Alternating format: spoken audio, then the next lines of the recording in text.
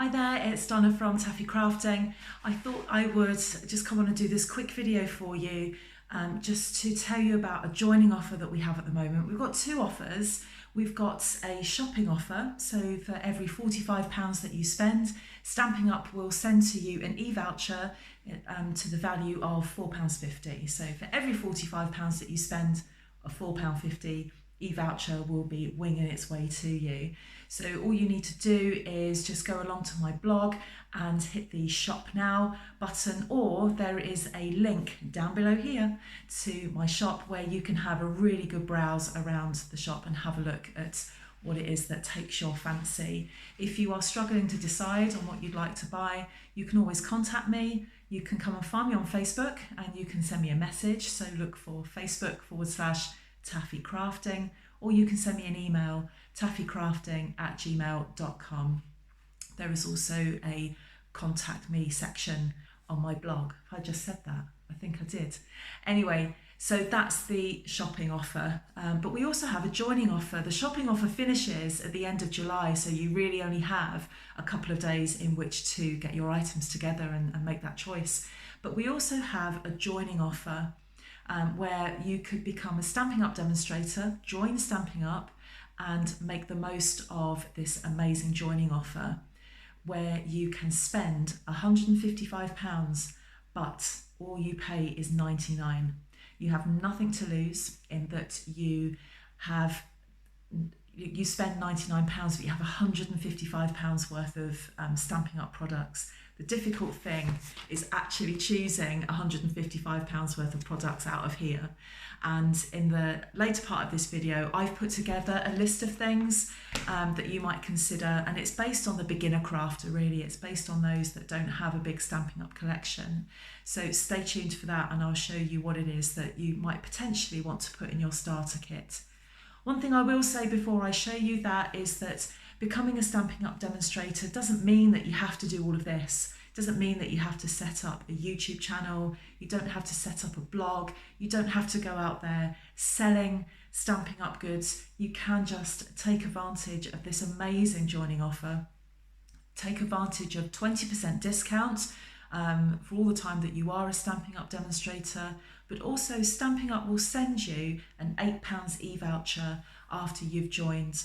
So actually it's not just £155 worth of goods, there's another £8 on top of that as well. If you are interested, then please drop me a line at taffycrafting@gmail.com, or come and find me actually on Stampin' Up. If you go to www.stampinup.com and go to find a demonstrator, just put my name in, Donna Lester, and then you can create a lead from there, and Stampin' Up will contact me and then I can make contact with you. The easiest way though is to send me an email and I can tell you all about it. I've been a demonstrator now for 2 years, best thing I've ever done. I have a video, I'll leave the link for it down below, and it will tell you the 10 best things about being a Stampin' Up demonstrator, and I'll share those with you. Anyway, without further ado, here is the list of things that I think would be a good thing to put into your starter kit, and hopefully you'll enjoy those, and please visit the blog where there'll be details of all of those items. So I thought I'd show you a selection of things from the catalogue that I think could be put together as far as your starter kit is concerned.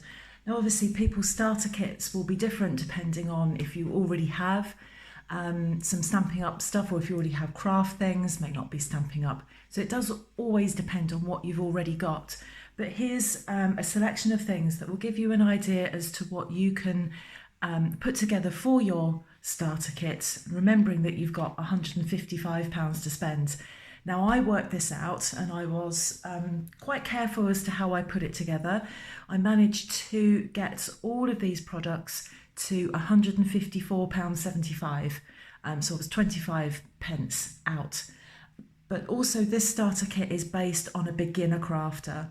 The more advanced crafter might think about buying some more expensive bits and pieces, some more intricate dies, more intricate stamps, maybe want to use the joining offer to increase their inks, anything like that. It really does depend on what it is that you've already got. But here's my suggestion. So the first one that I started off with was a bundle, and it's the Daisy Lane bundle. So this is the Daisy Lane stamp set plus the medium daisy punch. Let me just show you what the stamp set looks like. So that is the Daisy Lane stamp set. It's a cling stamp set. It's the new one in the annual catalogue. So it's got two daisies. It's got the large daisies that goes with the large punch. I have the large punch, and you stamp this and then you punch it out twice. And then those two flowers together, if you then curve the petals round, produce a really lovely flower. And even if you just stamp this in black, it really does look really effective, and then you can put a different colour in the middle. This is the medium daisy punch, and that's what comes in this bundle. You save 10% by putting it in as a bundle, so that means that increases your spend. So these two together are £32.25. So that's those two together there. So that's the Daisy Lane bundle. The next thing that I picked out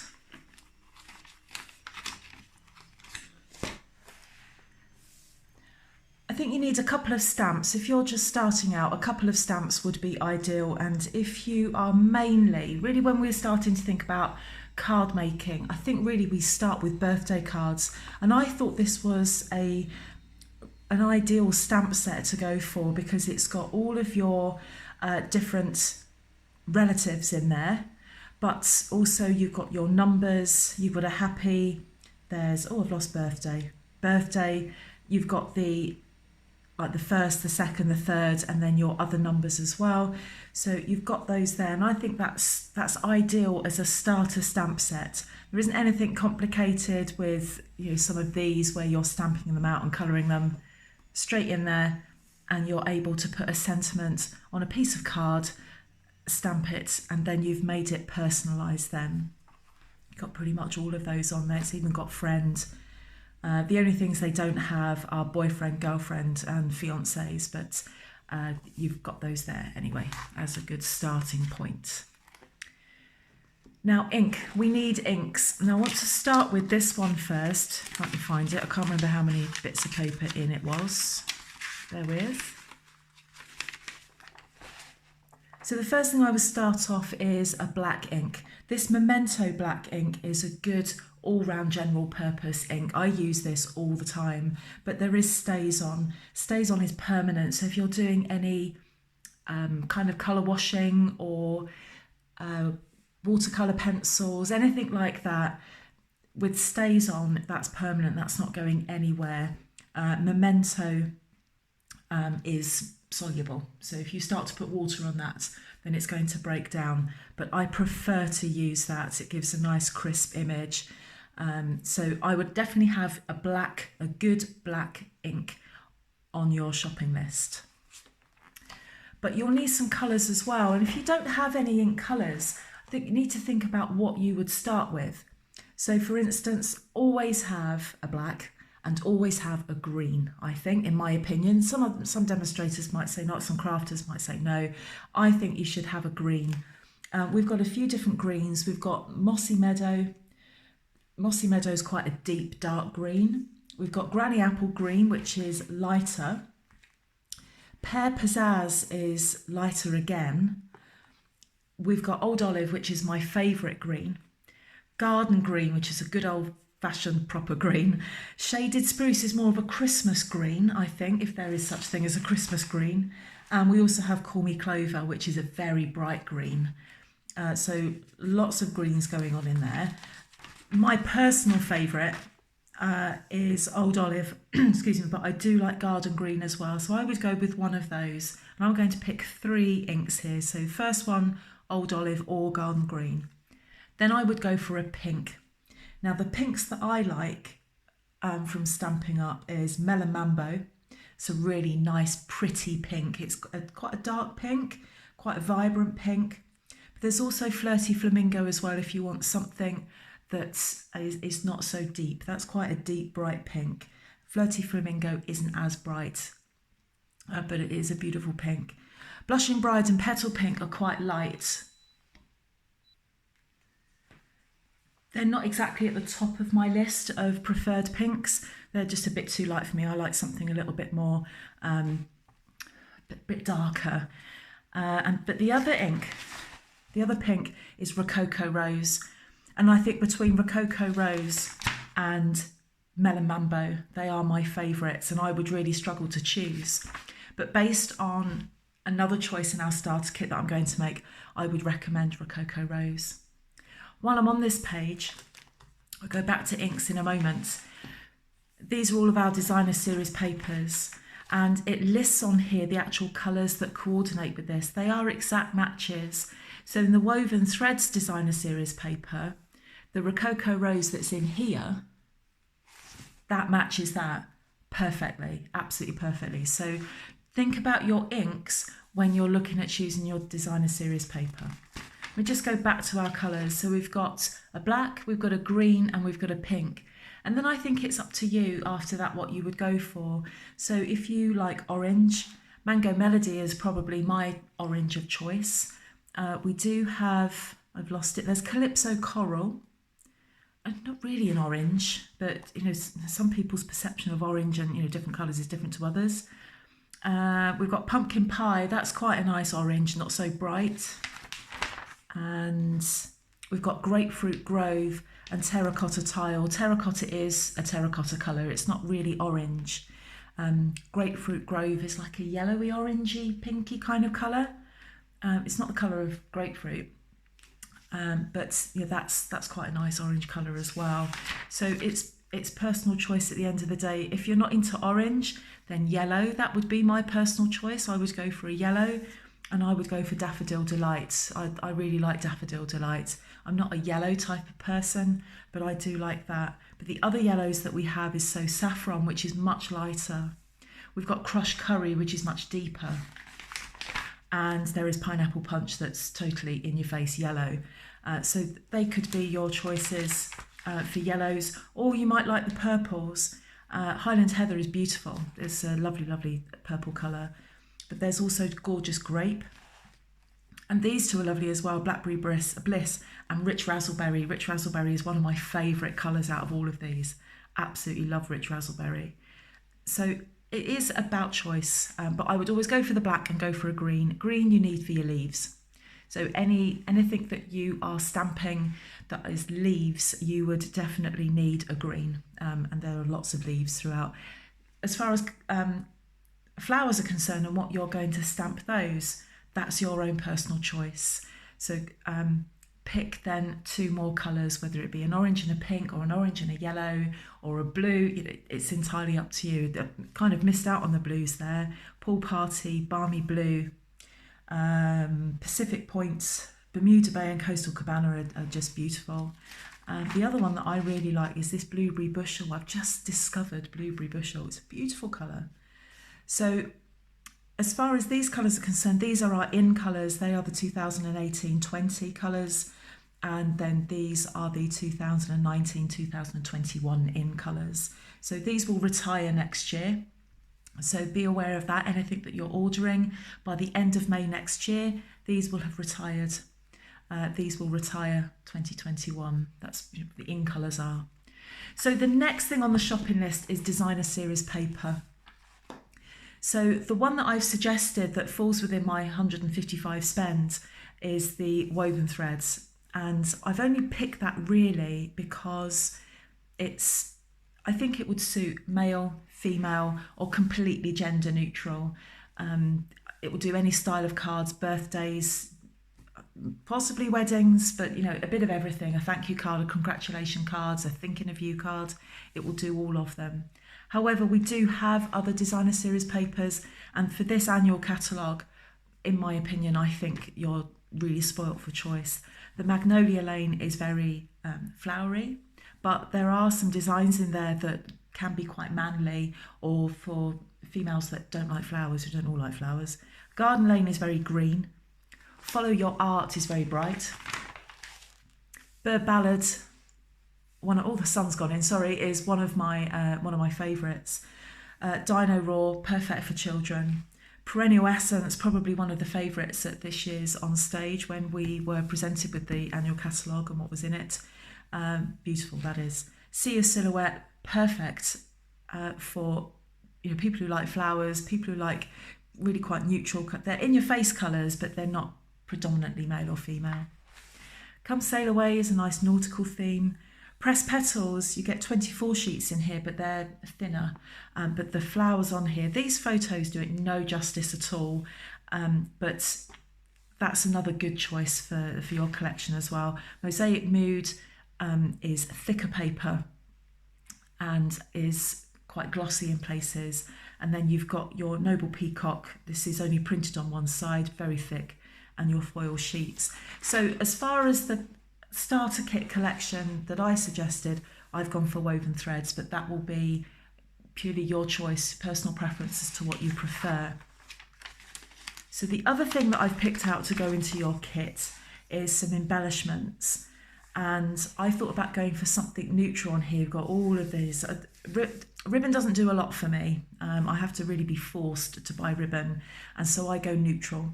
And so the one that I've picked out is this braided linen trim, which is quite pretty. You can bow it. You can just use it as a trim to a card. But there are other neutral things here as well. We've got some flax ribbon.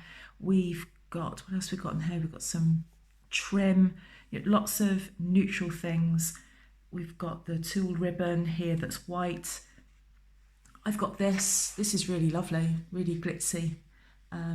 If you're making a card for somebody who really likes something with a bit of glitter in it. We've got some lace trim things. This reversible ribbon is lovely as well. This goes with more than you would think. This is a mixture of old olive and pretty peacock.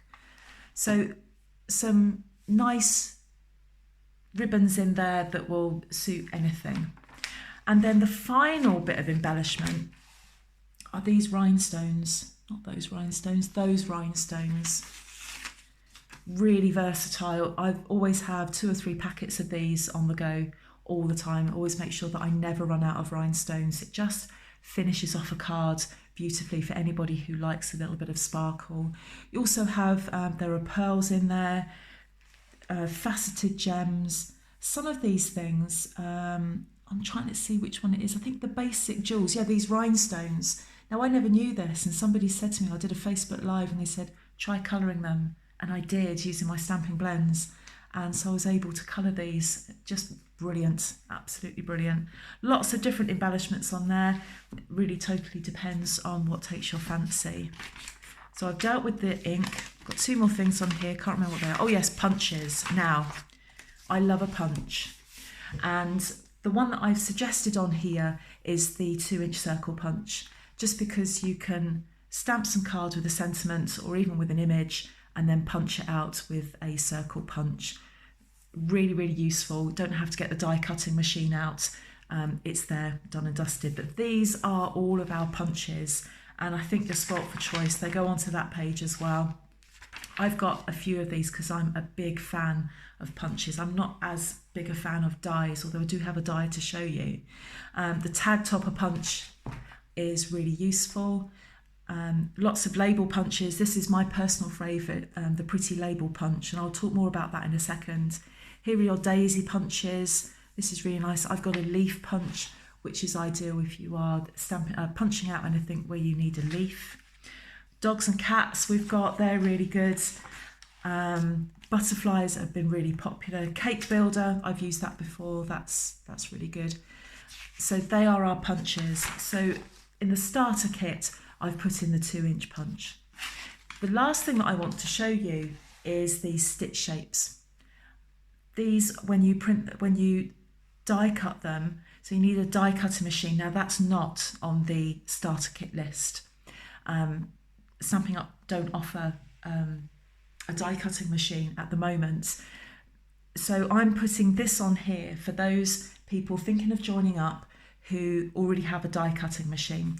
So we have 4 of each of these, 4 circles, 4 ovals and 4 squares, and they're really good for layering or for maybe putting images in different shapes and laying them up, or just having them on their own. Now, if you don't have a die cutting machine, so that's £28. If you don't have a die cutting machine, I would recommend,